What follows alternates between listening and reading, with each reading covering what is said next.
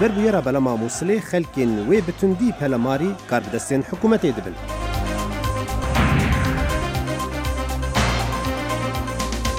Amerîka mav dide İsraîlê bi serweriya Colanê.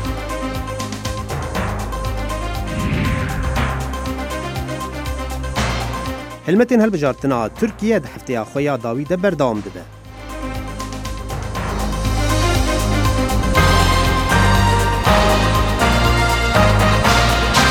Slav rêz bînerên hêja bi xêr hatine bernama Kurd Connection ji dengê Amerîka li Washingtonê.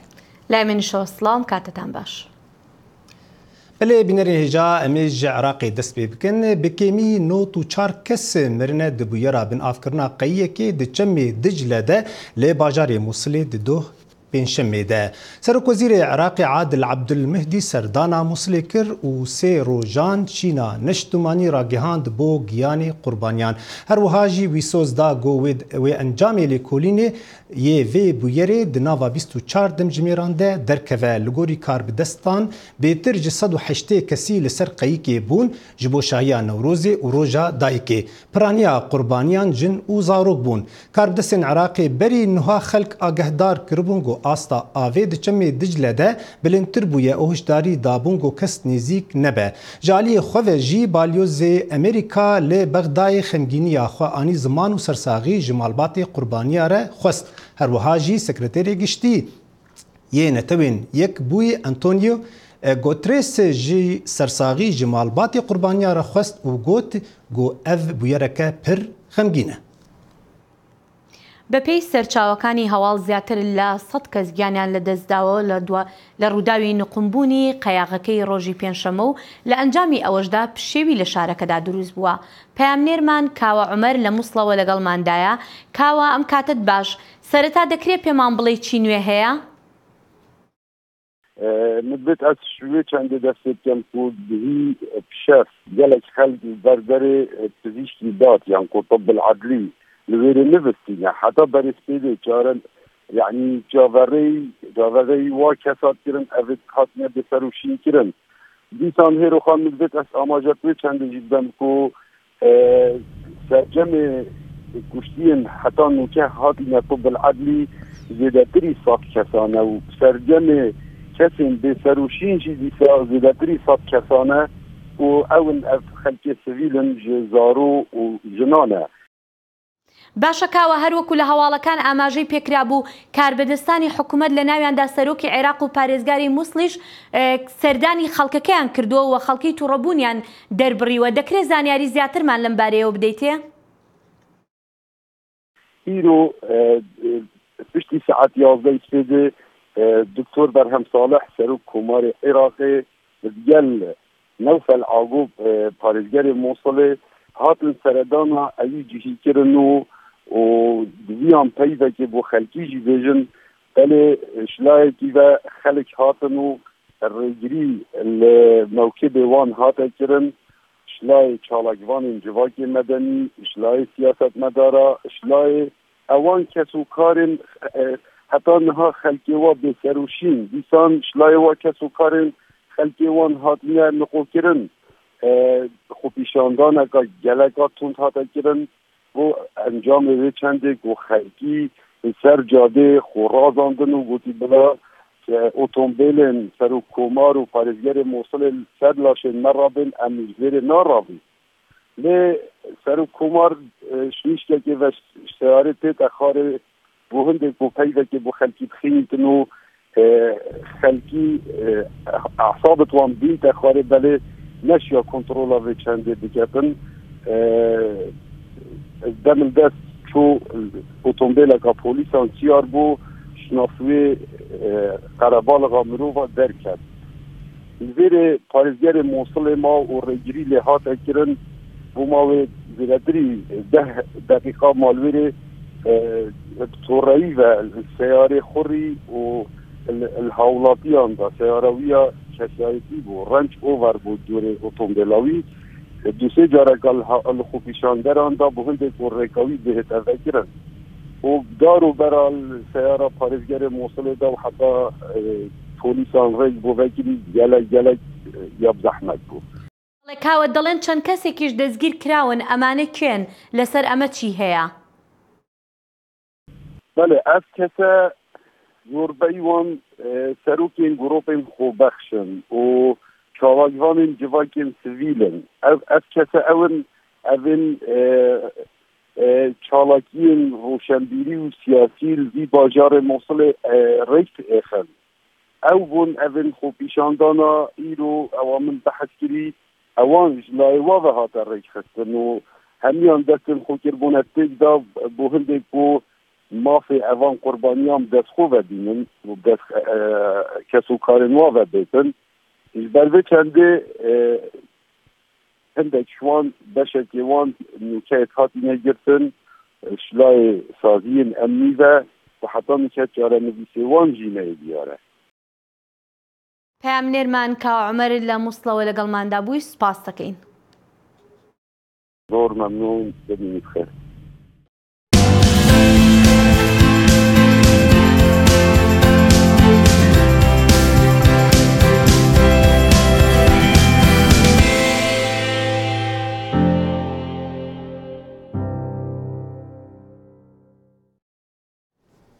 ئەمریکا بە ئاوایەکی باڵکێش ڕاگەیاند ژە ئالیە سەرۆک دۆناڵد ترامپ و وەزیرê derve yê Amerîka Mike Pompeo got mafê İsraîl heye bi serweriya Colanê ya got bi salan nakokî li ser dibin di navbera İsraîl û Sûriyê de zaniyariyên zêdetir di vê raportê de.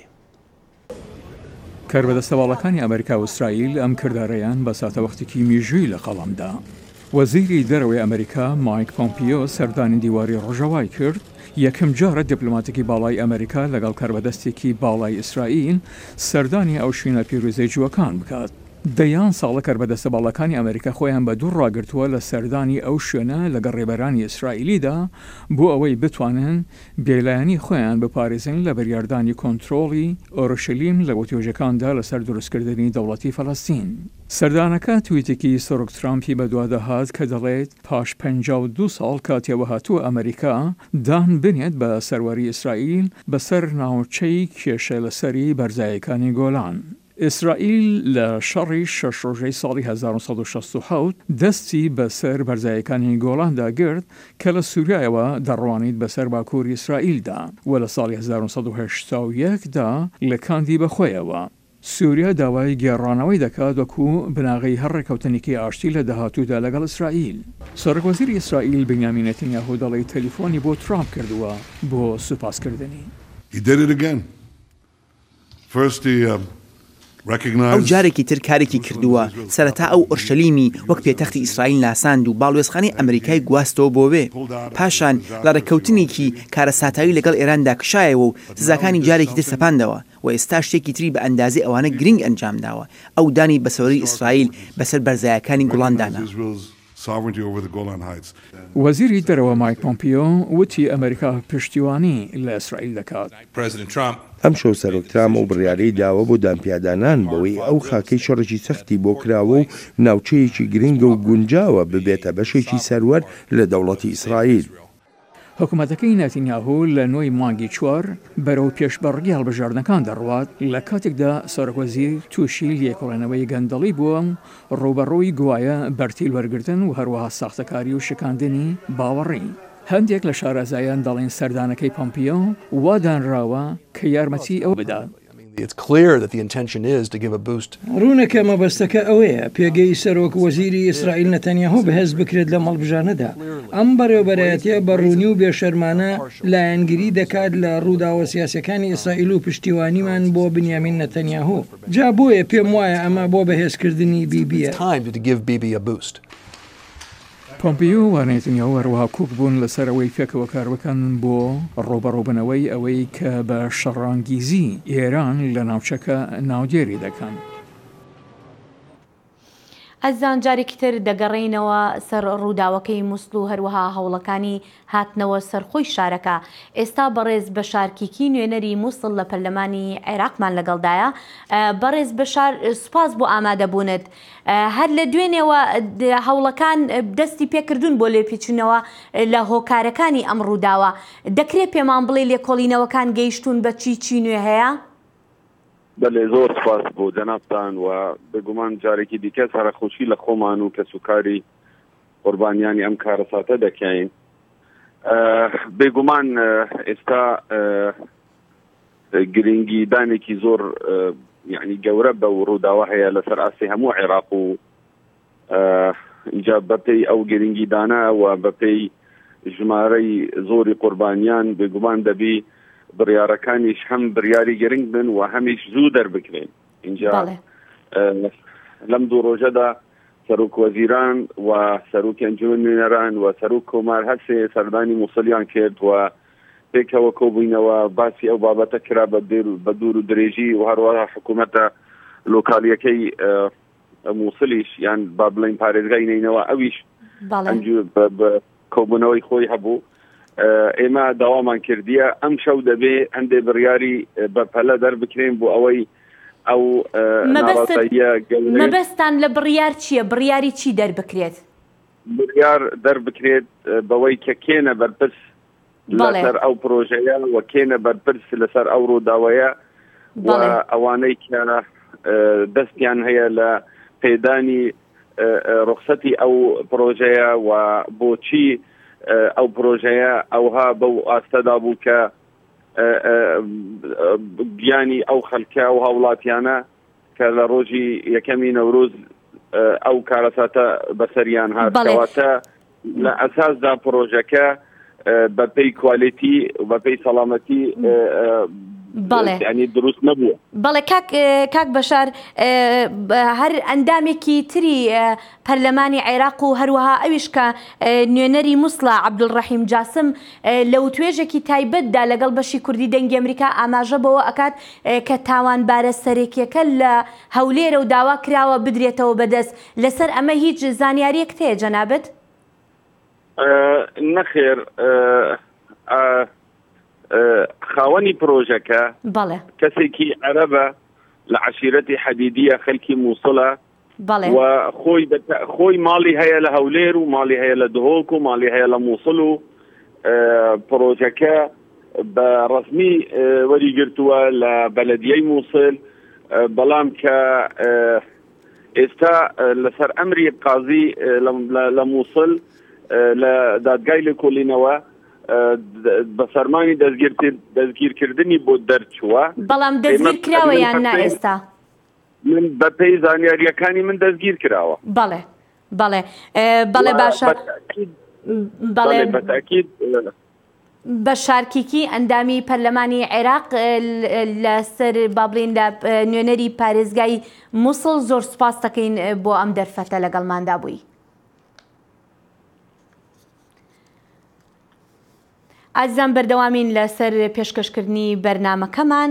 ڕێبەرانی دیموکرات لە کۆنگرێسی ئەمریکا هەر هیچ نەبێت بۆ ئێستا ئەوە ڕەت دەکەنەوە کە هەوڵی پرۆسەی لە کارخستنی سەرۆک ترامپ دەدەن. بەپێی مێژوو ئەم پرۆسەیە زۆر دەگمەن بووە. هەتا ئێستا تەنها 2 سەرۆک لەلایەن ئەنجومەنی نوێنەرانەوە لە کار خراون. زانیاری زیاتر لەم راپۆرتەدا ببیستن. سەرەڕای فشارەکانی چالاکەوانانی ئازادیخواز سەرۆکی ئەنجومەنی نوێنەرانی کۆنگرێس نانسی پەلۆسی دژایەتی سەرۆک ترامپ دەکات و تاوانباری دەکات. تاوانبارکردن مەسەلەیەکە ناکۆکی لە وڵاتدا دەخڵقێنێت. با بزانین ڕاستیەکان چین و یاسا چییە و ڕەفتاری سەرۆک چی دەبێ. بۆی سەرۆک ترامپ بیرۆکەی تاوانبارکردن شتێکی سەیر نییە. تۆ ناتوانیت کەسێک تاوانبار بکەی کە کاری باش دەکات. ئەوە تێڕوانینی منە. ماداڵێک دەڵێت دیموکراتەکان وای بە باش دەزانن کە هەوڵی لابردنی ترامپ بدەن لە دەنگدانەکانی ساڵی داهاتوودا. بە تێپەڕبوونی کات پرۆسەی تاوانبارکردنەکە دەچێتە پێشەوە خێراتر دەبێت کە لە کۆتایی ساڵی 2009 و سەرەتای 2020دایە.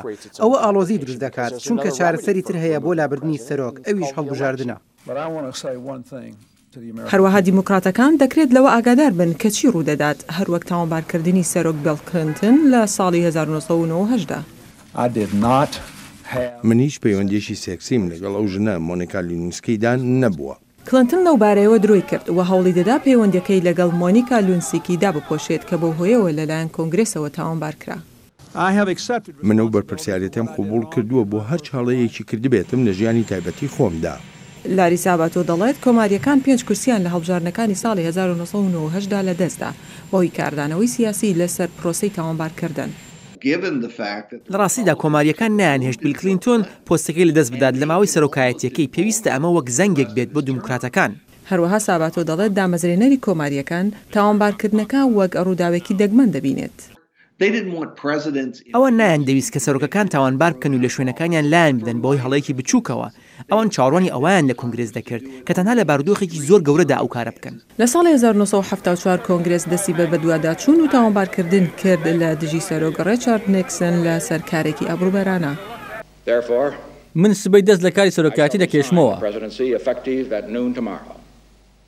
نیکسن سەرۆکایەتی جێهێشت کاتێک بۆی دەرکەوت کە ناتوانێت بەرگری لە تاوانکردنەکەی بکات لە بەردەم دادگاییکردنی لە کۆنگرێس. جان هوداک دەڵێت سەرۆکترام دەتوانێت ڕوبەڕووی نوێکردنەوەی داواکاریەکان ببێتەوە بە پشتبەستن لەسەر دەرەنجامەکانی ڕاوێژکاری تایبەتی ڕۆبرت مۆلەر سەبارەت بە دەستێوەردانەکانی رووسیا لە هەڵبژارنەکانی ساڵی 2016دا. پێم وایە ئەگەر راپۆرتی مۆلەر هەندێک هەڵەی بەرچاو نیشان بدات لەسەر هەڵمەتەکانی هەڵبژارنی سەرۆک ترامپ ئەوە لە ڕاستیدا دیموکراتەکان بەهێز دەکات تا دەست بە ڕاوێژکردن بکەن و هەنگاو بەرەو پێشەوە بنێن لەگەڵ پرۆسەی تاوانبارکردنەکەدا. لێستادا ئەگەری زۆر هەیە سەرۆک ترامپ جارێکی تر ڕوبەڕووی دەنگدەران ببێتەوە بەر لەوەی دیموکراتەکان بتوانن هەر لێکۆڵینەوەیەکی جدی بکەن لەسەر تاوانبارکردنی لە کۆنگرێسدا. ئەف ساڵێکە لەسەر بویەرە دەستدانینا سەر باژاری عەفرینێ دەرباس بوویە ji aliyê Tirka û rikberiya yên Ereb. Îsal şahiya Newrozê li Efrînê nebû û hat qedexekirin. Hîna jî bi hezaran ji xelkê Efrînê koçberin û dûrî mal û milkê xwe ne û destdirêjayiya golwan dibe hîna jî berdewam dibe. Ji aliyê çekdarê tundiraw yên Ereb li Efrînê. Li ser rewşa Efrînê birêka Skype'î me pirsa rewşa Efrînê û bûyerên got lê dibin heyanî ana ji rojnamevan Mihemed bilore kir. Newroz li Efrînê bi hawayekî xemgîn yanî derbas bû. Ji ber li gor me şopandî di rojê bihorî de va zê rojê bihorî de yanî Newroz ji aliyê dagîrkeriya Tirkiye û çekdarên İslamî yên bi ser be hatibû qedexekirin û li ser erdê jî bi rastî gelek bi pêkirin di vî werî de hatin kirin.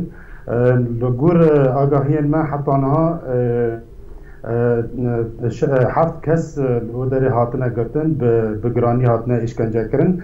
Tenê ku wan agirê Newrozê li malê dendirê malê xwe de yanî agir pêxistibûn ji bo pîrozbahiya Newrozê. Yani xelk wekî dî yani li ser erdê ev bi rêbendên ewlehî li ser erdê gelekî pir kiribûn û mesela çûn û hatinê di navbera taxên bajara Efrînê û herwiha gund û navçeyên wê de rê di navbera wan de hatibû birîn. Mihemed ev salekê ser kêşeya Efrînê bûyera Efrînê ya xemgîn û gelek xelkê me penaber bûn tu jî yek ji wan kesayî got malnî yê çekdar yên Ereb wek tê digihêm got destê xwe danîn ser mala te wek malê gelek xelkê Efrînê. Rewşa ev rewşahan hîn berdewam dibe hîn ew xelkana di malê we de ne. Ne tenê xaniyê min heta niha li Efrînê ji aliyê malbateke Ereb hatiye dagirkirin û heta roja îro tê de ne. Lê evin wek numuneyeke yanî ji bi dehezaran xaniyên xelkên Efrînê ku bi darê zorê ji di encama şer da wekî dî di encama pêkhatina da hatine koçberkirin. Yani xaniyên wan giş hatine destekirin wan ne tenê xanî jî heta milk û mewalên wan darên zeytûnê ji xwe re diba yani diba mûsima zeytûnê a bihorî de dest danîn ser mûsima zeytûnê ser erdan heta niha erda ji xwe re dajon ji xwe re diçînin.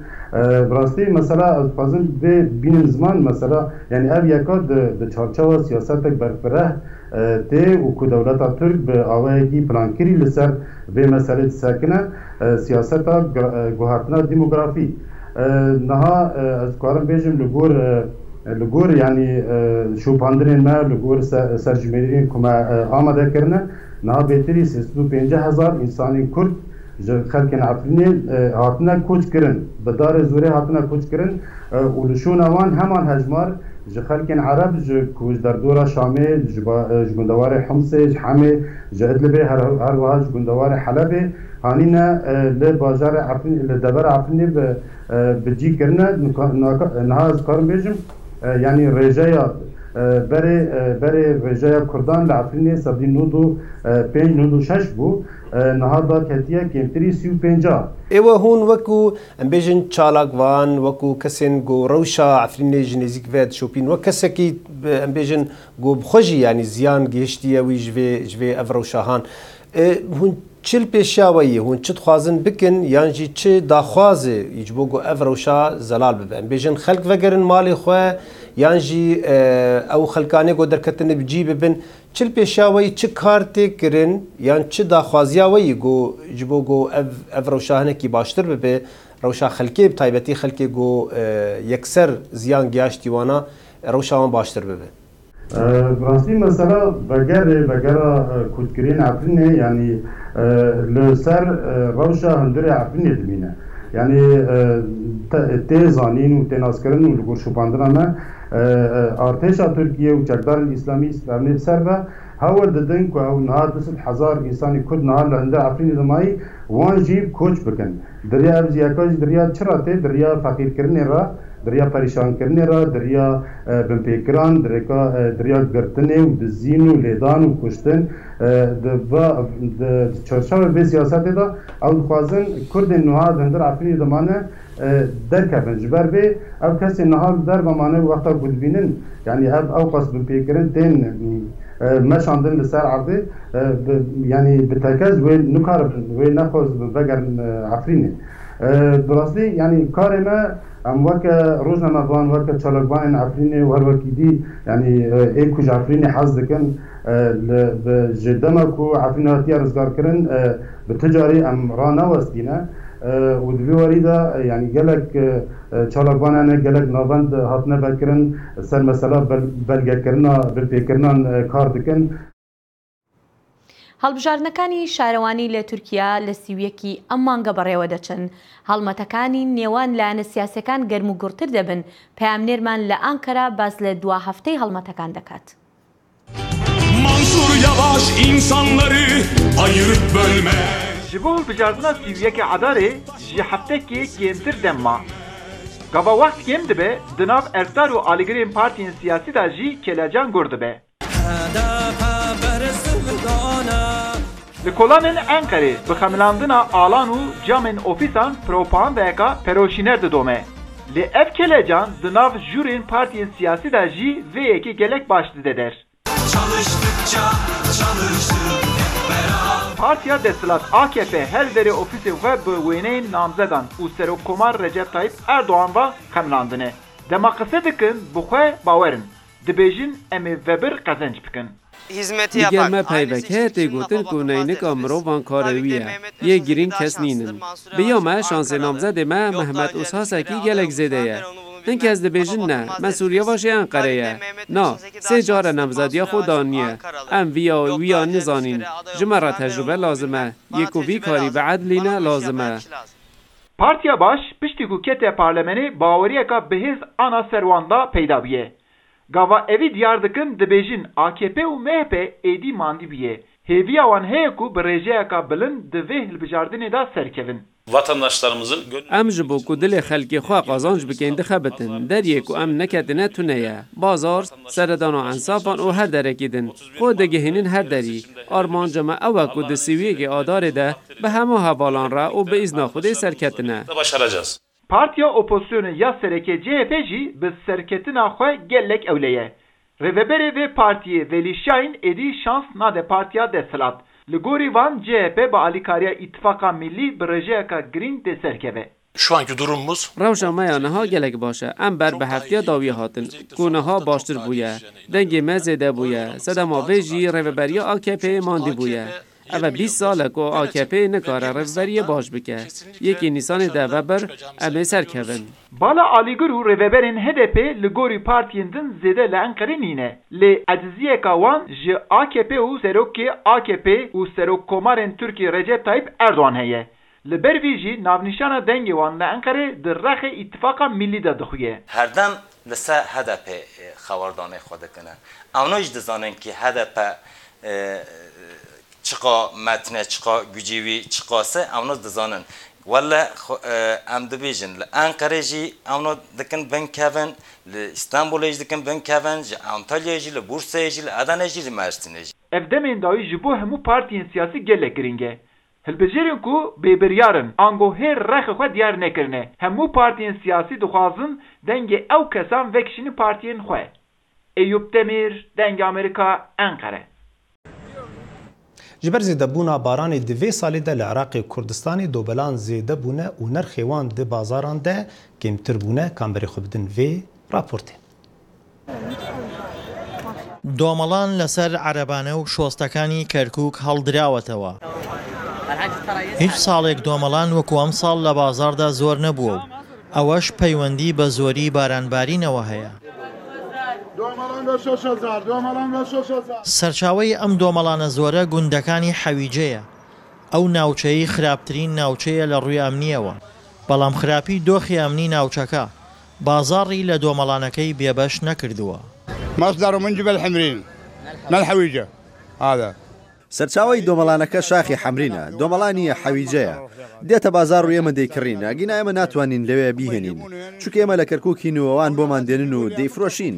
دۆمەڵان لە بازاڕی کەرکووکدا هێندە زۆرە لەسەر عەرەبانە و دوکان و شۆستەکان دەفرۆشرێت لە کاتێکدا ساڵانی ڕابردوو بە ئاسانی دەست نەدەکەوت. والله خير من الله. دۆمەڵان خەیری خوایە بەهارە و دەشتەکان پڕن لە دۆمەڵان والبەریە مەلیانە چیمە و وەڕبیع.